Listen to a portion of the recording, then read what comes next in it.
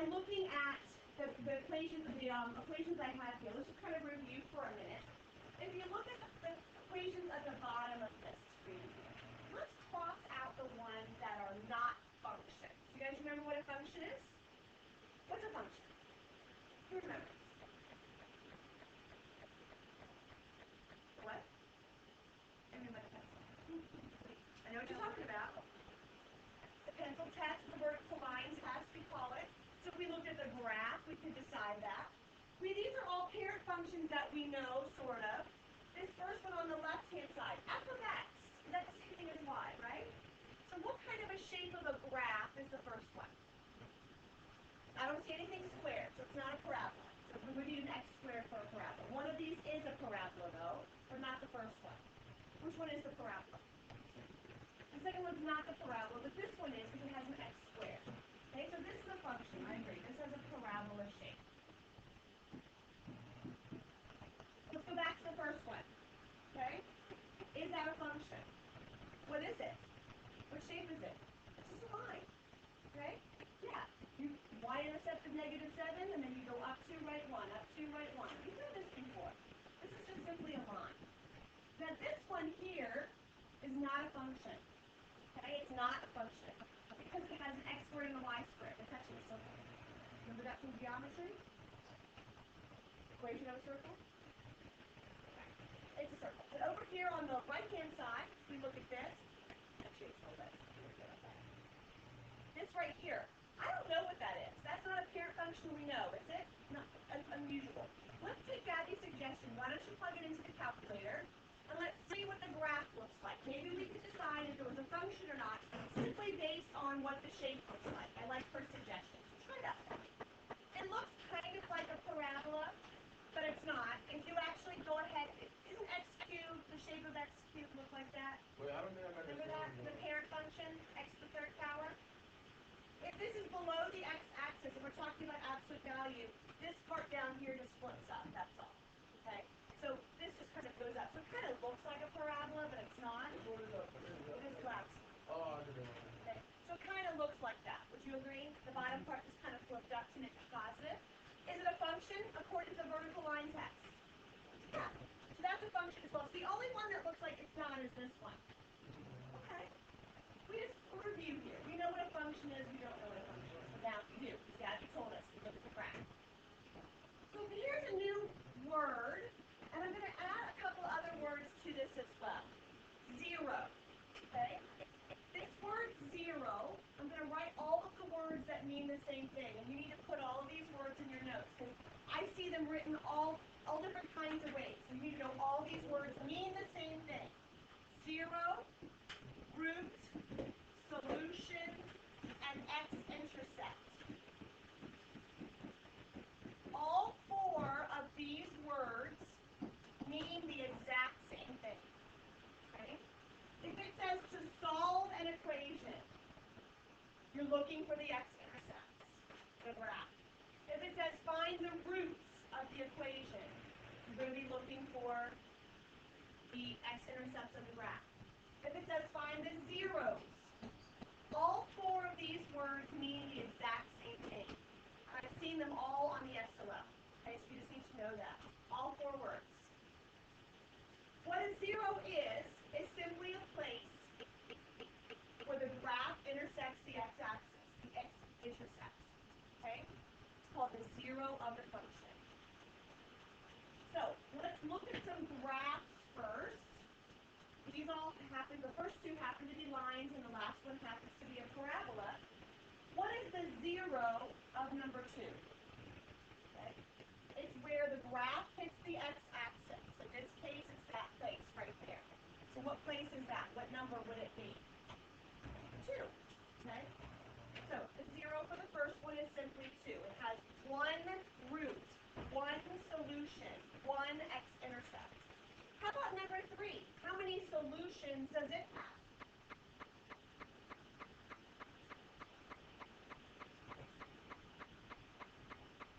How many solutions does it have? Just the one, right here. Just the place where it crosses the x-axis. What number is that? 2. -2. we look down here at number 4, how many solutions does this one have? It has 2 solutions, and they're both here and here. What numbers would those be? 1 and -1. Now the problems that you guys had to look at for homework, which I'm going to, like I said, check next class, okay? I'm going to have you guys, they were all parabolas, which means they all pretty much had 2 solutions. Sometimes you can have no solutions. Sometimes you can have just one. Let's think about that for just a second. I want you to think about how a graph of a parabola, so here we have a graph of a parabola, how can it intersect the x-axis to have only one solution? One root. How would that look like in terms of a graph? Because right here we have 2. Do you see that? The parabola hit it twice. How is it possible for a parabola to intersect the x-axis only once? It is possible. How would it look? Sideways wouldn't be a function anymore. It's a good idea, though. I'll take your idea. This right here would intersect only once. I agree. However, it's not a function anymore, is it? So let's keep it a function, and let's decide how it would look. Huh?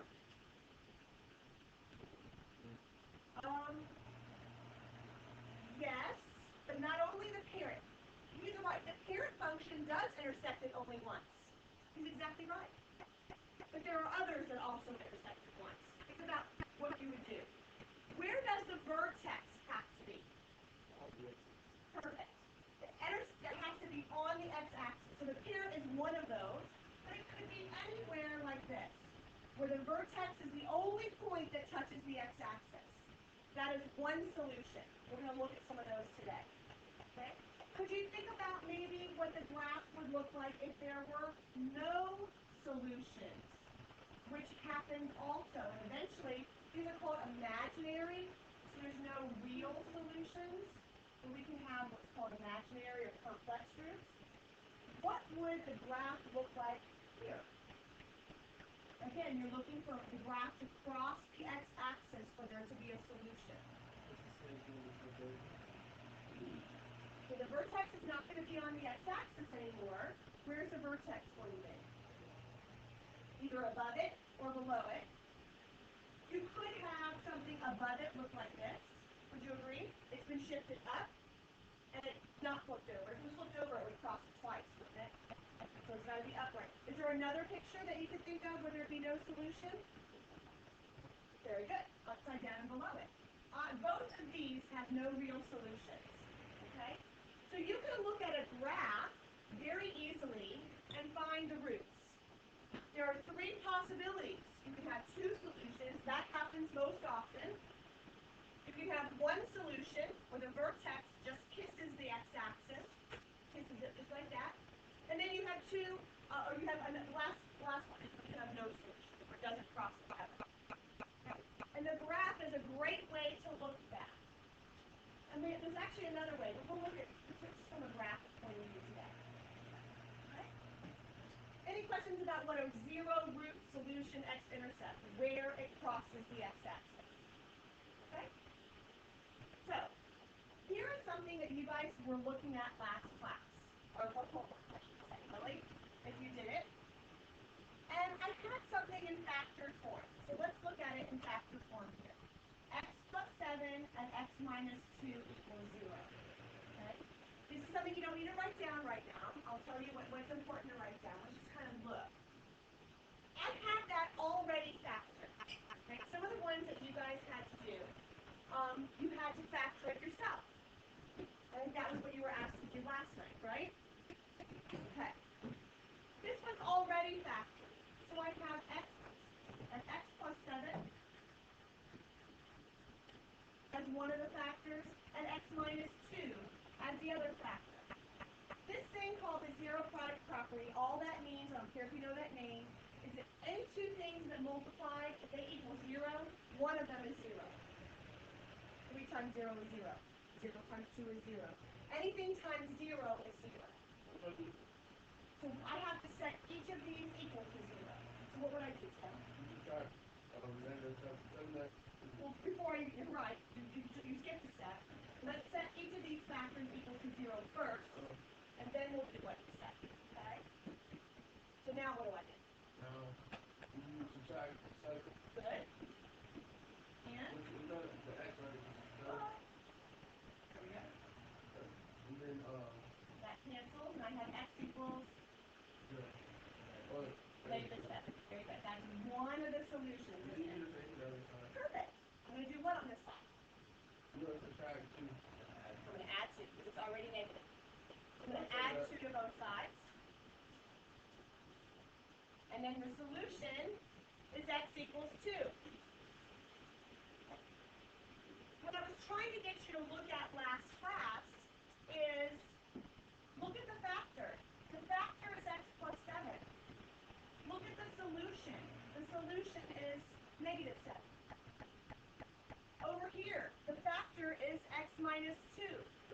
The solution is positive 2. That's not a coincidence. That happens every single time. If I wanted to graph this, go ahead and plug it in. You can plug it in factor form, that's okay. But go ahead and plug it in. Make sure that the graph crosses at these two places. Let's see what the graph looks like. Go ahead and plug it in. What's meaning? You could use a calculator, you didn't have to. Okay? Go ahead and plug it in. Go to your y equals. You can plug it in factor form. You don't have to multiply it out or anything. And let's just make sure that x plus 7, parentheses, the other set of parentheses is x minus 2, the other factor, and just see what happens. Does it cross at negative 7 and positive 2?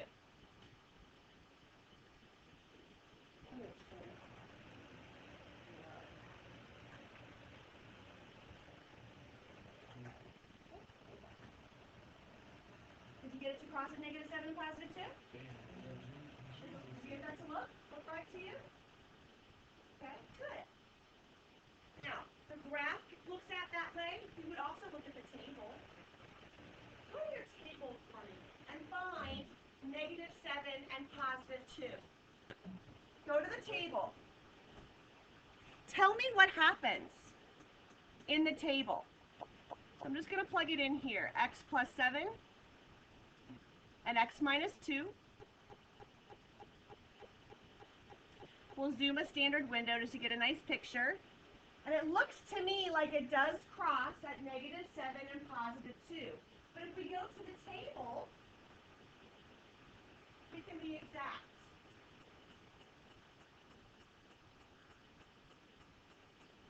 Here we go. So I'm looking at when x equals negative 7. So if I scroll up, what do you notice? When x equals negative 7.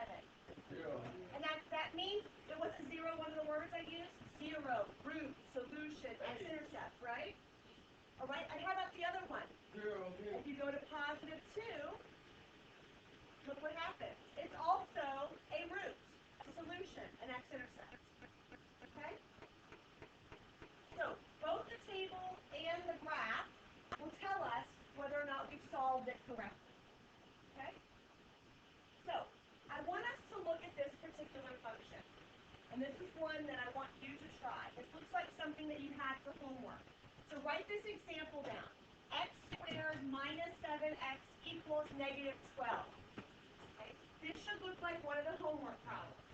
Gentlemen, I'm going to check you off next time. Okay? I'm going to use the extra time since we have 3 minutes next week for Thursday. But I will be checking it so don't throw it away or leave it. Okay? Yes. Do I what? Oh, sure. We're actually, this is too light. It's on me. Okay. Would you rather it be darker? I'm afraid I'm going to put you to sleep. Is it better for this? Is it better? Come on, let's figure out what we should do. Write the paper down. Write the paper down. Write this on your paper.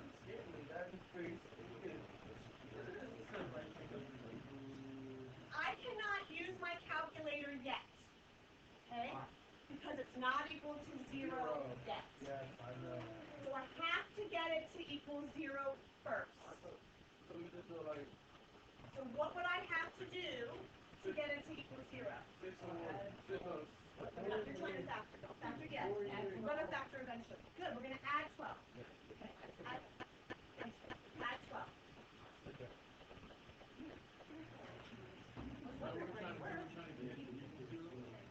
Yes. You want it to equal 0 first, always.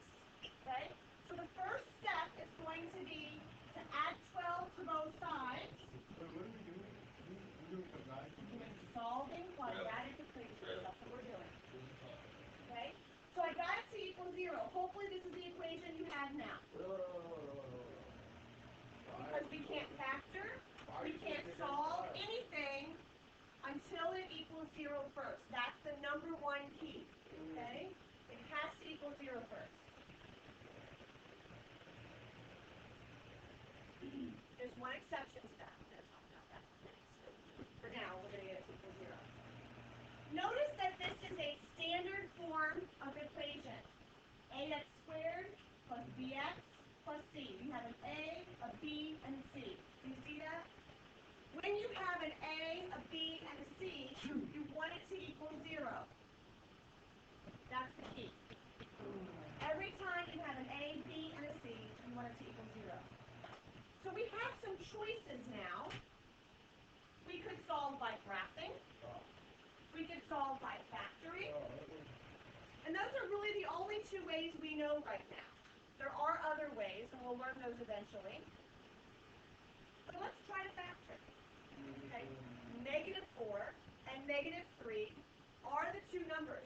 So we can go ahead and try to factor. I like that.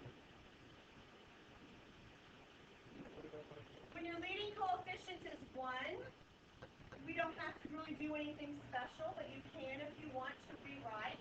Maybe they multiply to be 12, they add to be -7. Raul tells me it's -4 and -3. I completely agree with him.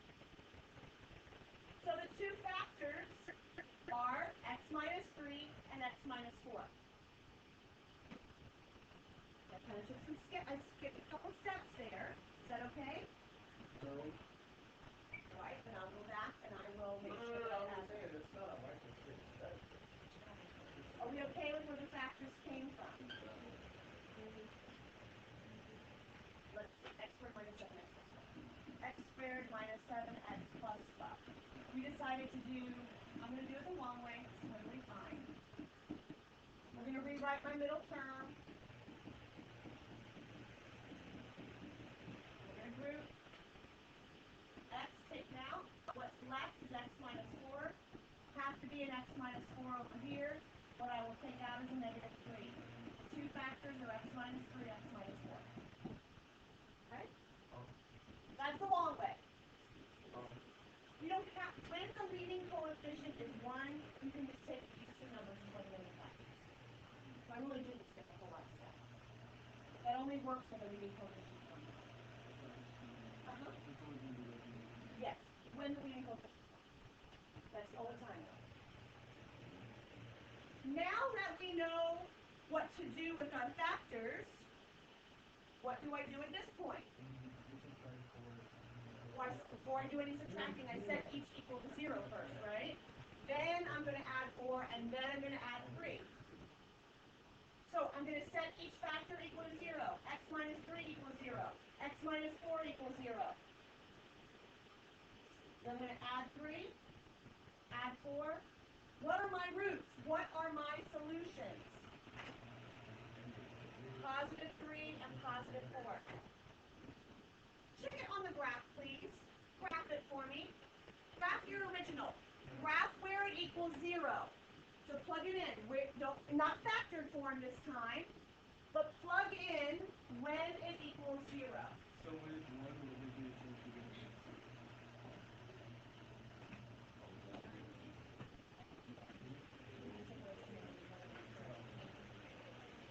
So plug that into your calculator. Let's see what the graph looks like. Oh, wait, so since it's positive, that's just negative, you have negative? Yeah, they're opposite signs. You're just going to set each of the factors equal to 0 and solve from there. So I'm going to go ahead and plug it in. So from there, it's going to be x squared.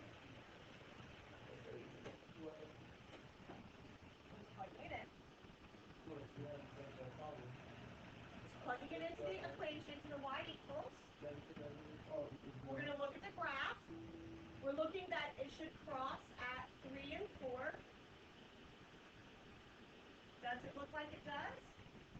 Kind of hard to tell. Maybe we could zoom in a little bit if we wanted to. What?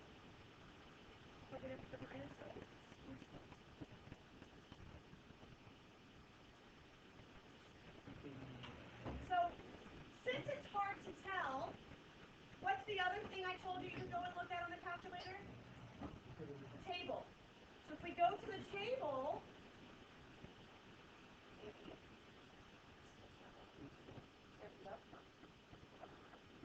there we go. We're looking at positive 3 and positive 4, and look at that. They are zeros there. They do cross there. Okay?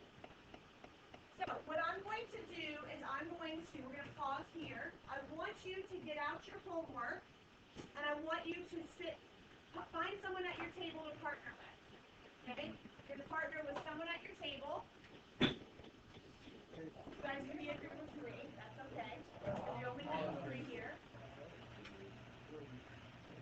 Alex, put your hand on the left.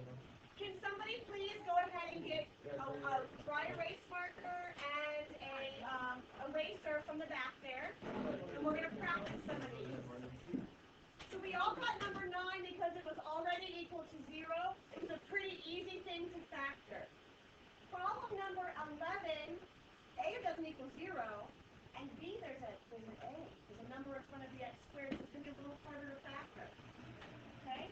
So what's the first thing before I can factor, before I can solve it at all? Yes, A equals 0. There we go, Chris. All right? Very good.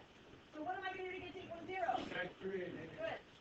So when I subtract the 3, it doesn't combine on the left-hand side, so I just have 2x squared minus x minus 3 equals 0. That is what I need to factor. Okay? Go ahead and try to factor. Again, I do want you to follow up with the graph. Show me the graph as well. Some of us are struggling a little bit, some of us got it. Let's make sure we can factor it first. Okay? That's where I want us to start, is with the factoring part. Christian, when I factor, what do they have to multiply to be? Good. You have to remember to take the 2 times the negative 3. They have to multiply to be negative 6. What do they need to add to be? Negative 1.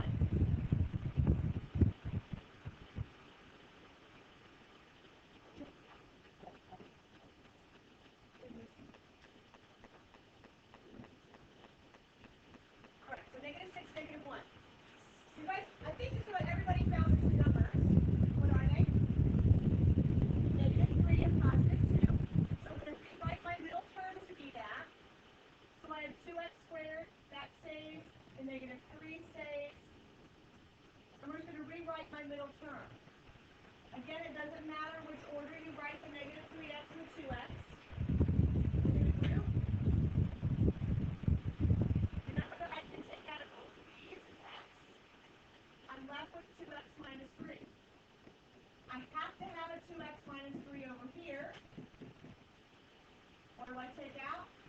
1. My 2 factors are this. Okay. You okay so far? At this point, once I have the factors, I have to set each of those factors equal to 0. And that's what I'm going to do. So I'm going to say x plus 1 equals 0.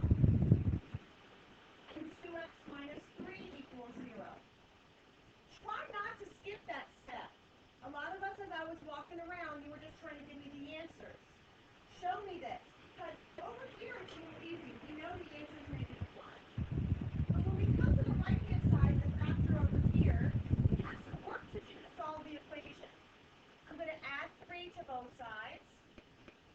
And then I'm going to divide by 2. 3 divided by 2 is 1.5, isn't it? So those are my 2 solutions. I want to see the graph. I want you to be as exact as you can, Travis. The graph. So I'm going to pause the recording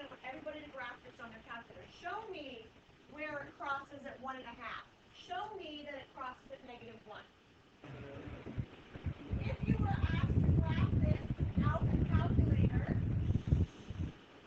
not that you're going to be, but if you were, you know that at -1 and at 1.5, that's where the two solutions would be. Okay? They cross at -1 and +1.5. If you look back at the original problem here, is it opening up or down? Is the parabola open up or is it upside down? How do I tell? Good. So we have a +2, which tells me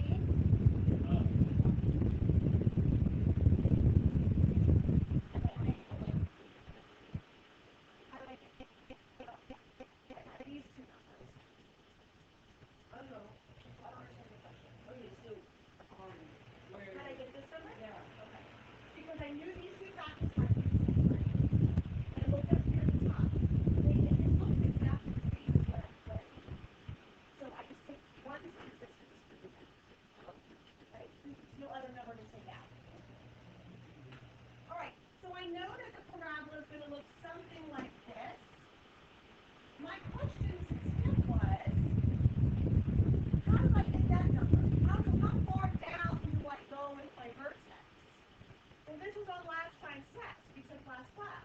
How do I find the vertex of a parabola? How do I find the vertex of a parabola?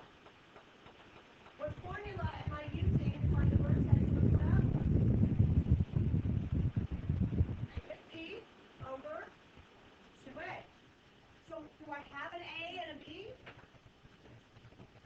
Right here is my a, right here is my b. So I could find how far down that parabola is. All right, I'm going to pause the recording. I want you to go ahead and erase your boards. Let's put them back on the shelf for me. Put your pens and erasers and everything. All right, guys. Let's go ahead and finish up with what we're going to be doing. We have one more way to solve. We know how to solve by graphing. We're good to go. The last type of way that we're going to solve today is by taking square roots. So you need to add this problem into your notes. This is the last one. We know how to graph and find the solutions. We know how to factor and find the solutions. This is the last method we're going to do for this in your notes. Don't hold them down.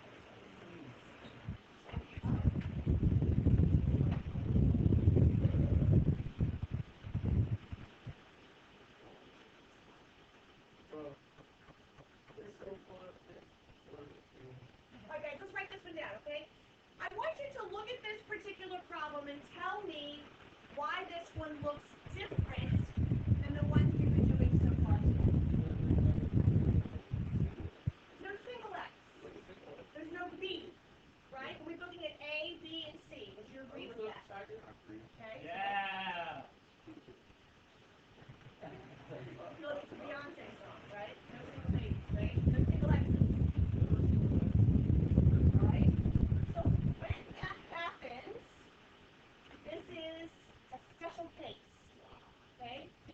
All the other ones, if you noticed, all had a single X, didn't they? All of these had an A, a B, and a C. In this case, we have no B. All we have is an A. And we will have a C also. You do this in a special way called just taking square roots. It's actually really easy. Okay? No, this is the easiest thing you've ever done.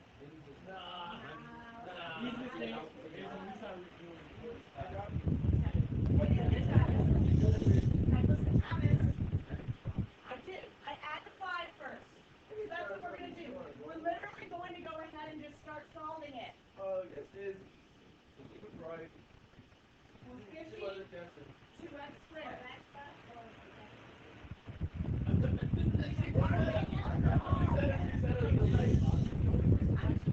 Now what, Travis? Divide by 2. Hold on, where's the x though? It's still there. It's going to be 25, it's going to be x squared. X squared equals 25. Now, hang on a second. Oh, it's 8 equals 5. Hang on. Here's the one, the only thing that is complicated. You're right. One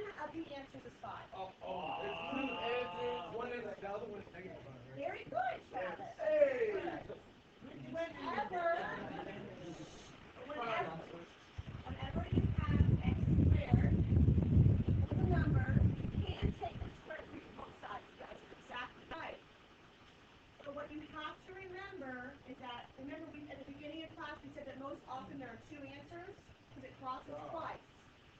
When you take the square root of both sides, you have to put a plus or minus on the answer.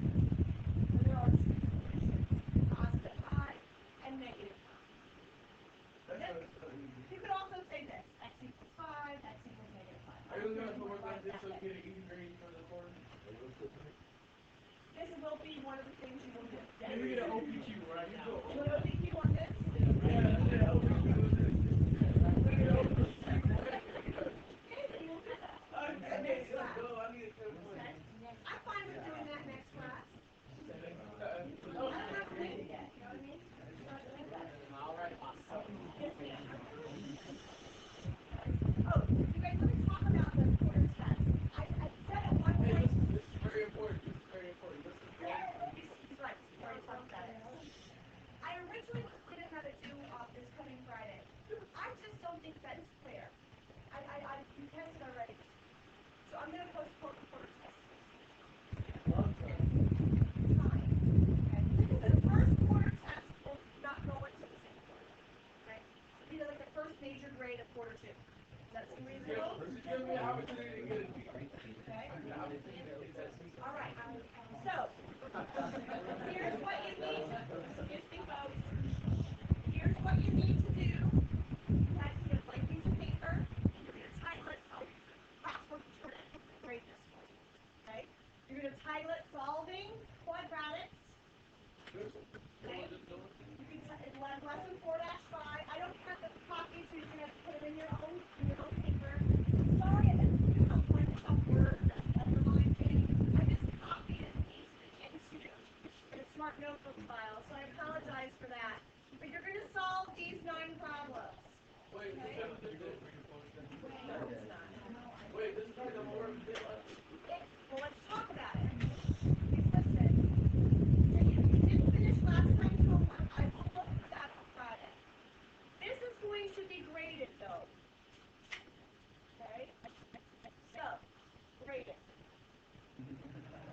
What you need to do is you have, and I start at 35, but part of another assignment. I didn't give you all 40 right? Not. Yeah. So you can have starting at 35.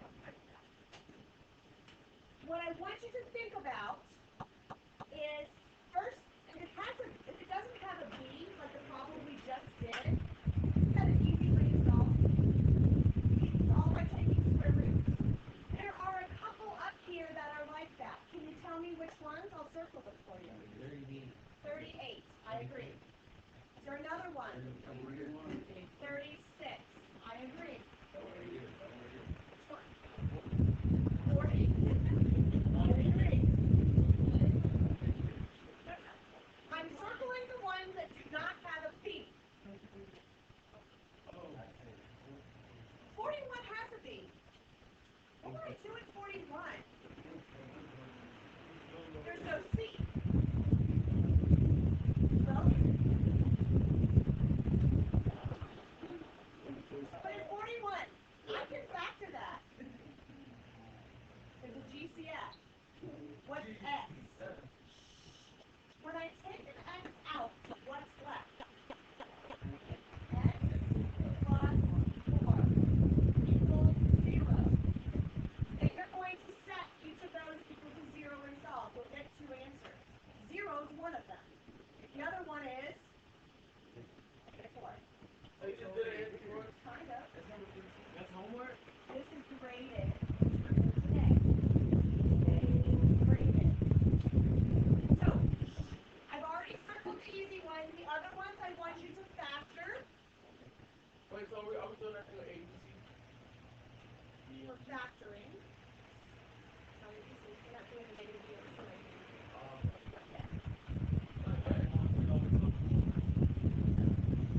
Right. On 43 and 37 and 39, what do I have to do first? Get it equal to what? 0. So make sure you're doing that. Wait, why? She's right. Gabby said 43. That's a typo on the books part, isn't it? Yeah. So let me see. Hang on. Let me see what it would be. Let's make this a plus sign. Thank you, Gabby, okay? You're exactly right. That should be on one side.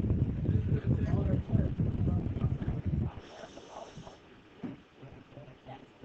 So, when we listen to Moody's question, if you look at the first one, it's not factorable. So how could I solve it if it's not factorable? How about we graph it? So I'm going to tell you on this first one, I want you to try to graph it. Okay? If you go ahead and look at question 41, x squared, we've already determined that it's not factorable, plus 4x minus 1. And I graph, minus. Yeah, There we go, minus 1. And we graph it. Oh, I forgot the question. Whoa.